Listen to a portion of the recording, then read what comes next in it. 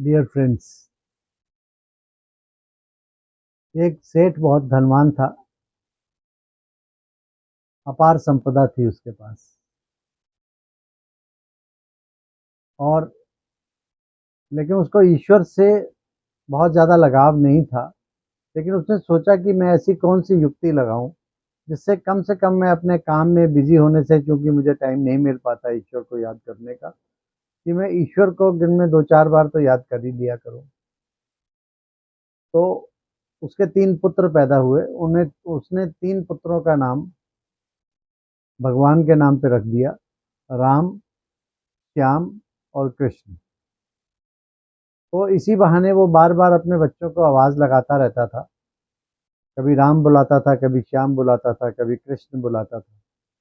तो इसी तरीके से वो कम से कम उसे लगता था कि मैंने दिन में कई बार ईश्वर का नाम ले लिया। जब वो बूढ़ा हो गया और मरणासन्न अवस्था में आया तो उसने बिस्तर पकड़ लिया। एक दिन जब उसकी आखिरी सांसें चल रही थी तो उसने अपनी पत्नी को कहा कि मेरे 3 पुत्रों को मेरे पास बुलाओ। उसके 3 पुत्र उसके पास बारी बारी से आकर खड़े हो गए। उसे कुछ साफ दिखाई नहीं दे रहा था। उसने पूछा, राम आ गया? तो पत्नी ने कहा, हाँ आ गया। कहा, श्याम आ गया? तो श्याम बोला कि हाँ मैं आ गया हूँ पिताजी। फिर बोला, कृष्ण आ गया? तो कृष्ण बोला, मैं आ गया हूँ पिताजी। तो मालूम है वो व्यक्ति क्या बोला? अरे कमीनों, सब के सब दुकान छोड़ के यहाँ आ गए, आखिर दुकान पे कौन है? तो देखिए अब कि अंत समय में भी जिस व्यक्ति की सांसें छूट रही हैं, उस समय भी उसने अपनी दुकान को, अपनी बुद्धि में उसने दुकान को पकड़ के बैठा हुआ है। अपने धन को, अपने संपदा को पकड़ के बैठा हुआ है। अपनी भौतिक चीजों को पकड़ के बैठा है। कहा गया है ना कि अंत मते सो गति, यानी कि अंतिम समय में जब किसी की मृत्यु होती है, उस समय व्यक्ति जिसको याद करता है उसकी गति भी उसी प्रकार से होती है। गति माना उसे प्राप्ति भी अगले जन्म में उसी प्रकार की होती है। मित्रों, अब उस व्यक्ति ने अंतिम समय में किसको याद किया?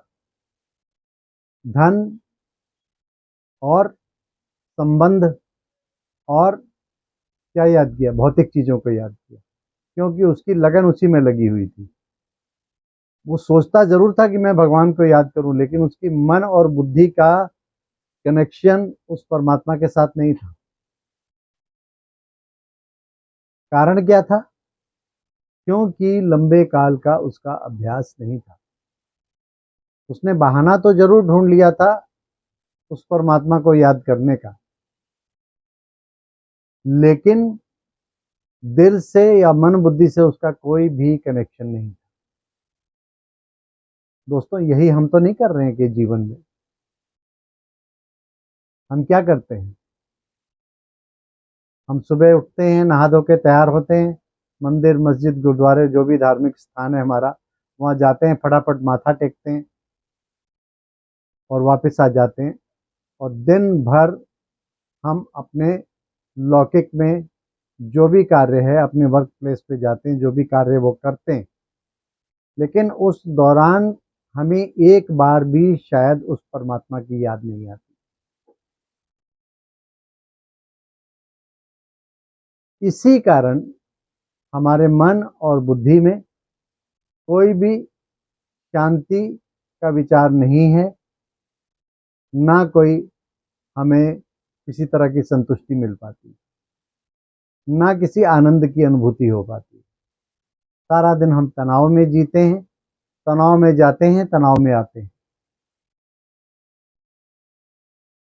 जब तक हमारा उस परमात्मा को याद करने का लंबे समय का अभ्यास नहीं होगा, तो अंतिम समय में तो हमारी क्या स्थिति होने वाली है, ये आप इस स्टोरी से समझ ही चुके होंगे। तो दोस्तों, आइए अपना संबंध उस परमात्मा के साथ सदैव के लिए बनाइए। कर्म योगी बनिए। कर्म करते हुए भी सदा उस परमात्मा के साथ हमारा मन और बुद्धि का कनेक्शन या जुड़ाव रहे। इसे ही कर्मयोगी कहते हैं। इससे भी बेहतर स्थिति मानी जाती है योग में रहते हुए कर्म करना, यानी कि हमारा जुड़ाव उस परमात्मा के साथ संबंध रहते हुए भी कर्म करते जाना।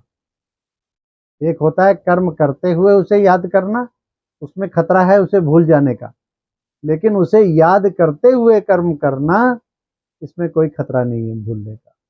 तो दोनों का महीन सा, दोनों परिस्थितियों में महीन सा अंतर है, लेकिन कोई भी स्थिति हो वो उत्तम है इन दोनों में से। तो दोस्तों सीखिए, जीवन जीने की कला सीखिए।